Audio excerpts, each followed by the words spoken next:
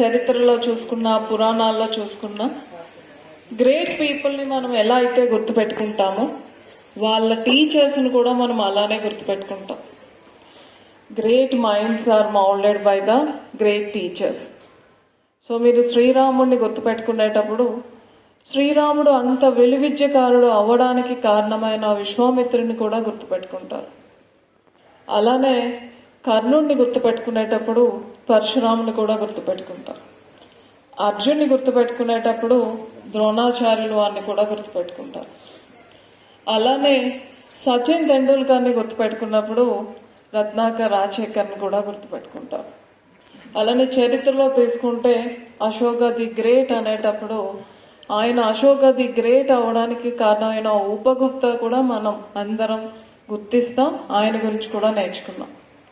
అలానే చంద్రగుప్త మౌర్యుని గుర్తుపెట్టుకున్నప్పుడు కూడా ఆయన్ని అంత మహాచక్రవర్తిగా చేయడానికి కారణమైన చాణక్యుని కూడా మనం గుర్తుపెట్టుకుంటాం. సో ప్రతి గ్రేట్ పర్సనాలిటీ వెనక కూడా ఒక మెంటార్ ఉంటారు, ఆ మెంటారే టీచర్.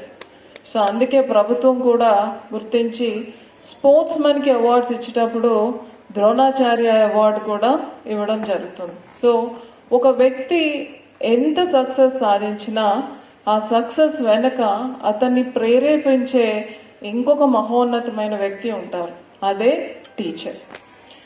అది ఈ రంగం ఆ రంగం అని ఏమీ ఉండదు.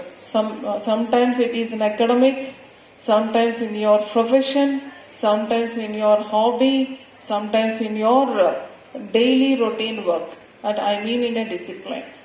సో మనం అకాడమిషియన్గా మనం ఎక్కడికి వెళ్ళినా కూడా మనకి స్కూల్లోనో లేకపోతే కాలేజ్లోనో ఎవరో ఒక ఇన్స్పైర్ చేసే టీచర్ గురించి మనం మాట్లాడుకుంటాం. అలానే డిఫరెంట్ రంగాల్లో ఉండే కళాకారులు, అది డాన్స్ అవ్వచ్చు, సింగింగ్ అవ్వచ్చు, చివరికి మూవీ డైరెక్షన్ అవ్వచ్చు, వాళ్ళు కూడా వాళ్ళని ప్రభావితం చేసిన గురువుల గురించే మాట్లాడతారు.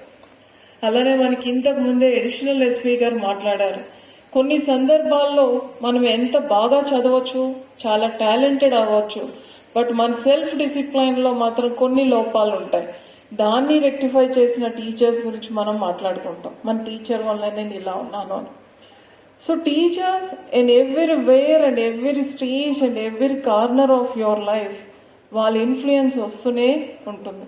కొన్నిసార్లు ఇవేమీ లేకుండానే మనము ఏదో ఇండైరెక్ట్గా వాళ్ళ మాటలను విని కూడా ప్రభావితం అయ్యే సందర్భాలు కూడా ఉంటాయి. వాళ్ళనే మీరు గురువులుగా భావించడం జరుగుతుంది. సో టీచర్ని డిఫైన్ చేయడం కూడా కష్టం. మామూలుగా అయితే ఒక క్లాస్ రూమ్లో పాఠాలు చెప్పిన వారే టీచర్ కాదు.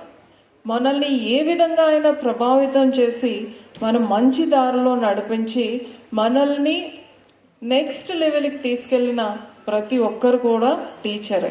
వాళ్ళని మీ అందరు కూడా గురువు అంటారు. సో ఈరోజు ఆ టీచర్స్ డే సందర్భంగా మీ అందరి ఎదుట ఈ ప్రోగ్రామ్కి హాజరవడం, అలానే మీ అందరికీ కూడా సన్మానించడం అనేది ఒక మంచి అవకాశంగా నేను భావిస్తున్నాను. సో టీచర్స్ గురించి ఎంత మంచిగా మనం మాట్లాడుతున్నామో అదే సమయంలో అన్ని ప్రొఫెషన్స్లో ఎలా అయితే డిట్యూరేషన్ వచ్చిందో ఈ ప్రొఫెషన్లో కూడా ఎక్కడో ఒక దగ్గర డిట్యూరేషన్ అనేది కనిపిస్తుంది. సభాముఖంగా నా రిక్వెస్ట్ ఏంటంటే మీ అందరికీ కూడా డిఓ గారు మాటలు గుర్తుండే ఉంటాయి. సో టీచర్స్ అనేవాళ్ళు భవిష్యత్, ఒక సొసైటీ భవిష్యత్తుని దిశానిర్దేశం చేసిన వాళ్ళు. ఇప్పుడు మా ఇంట్లో నా దగ్గర ఉన్న పెరుగుతున్న పిల్లలు, అంటే నా పిల్లలకి నేను ఏం చెప్పినా కూడా అది అమ్మ చెప్తుంది అనే అనిపిస్తుంది. సో అమ్మ చెప్పిన దానికి అమెండ్మెంట్స్, మోడిఫికేషన్స్, ఆల్టర్నేషన్స్ ఉంటాయి.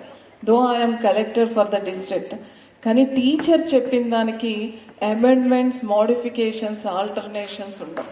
అది యాజ్ ఇట్ ఈజ్గా వాళ్ళు చేయాలి అని అనుకుంటాం. సో డిఓ గారు చెప్తూ ఏదైతే ఆయన మీకు ఎగ్జాంపుల్ చెప్పారో, మా ఇంట్లో ప్రతిసారి ఆ ఎక్స్పీరియన్స్ నాకు కనీసం ఇయర్లీ మినిమం 5 to 6 times వస్తుంది.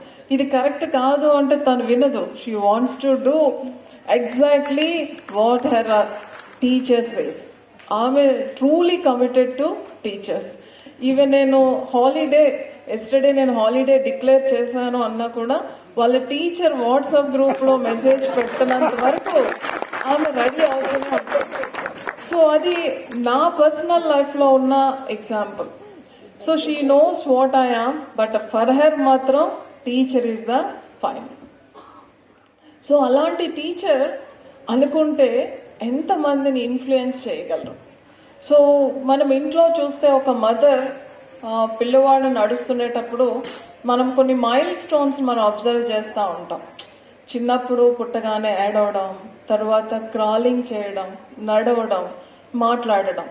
They are for the milestones for the family. మా వాడు నిలబడ్డాడు, హో హ్యాపీ. అలానే మాట్లాడాడు, హ్యాపీ. కానీ teacher will teach them how to stand.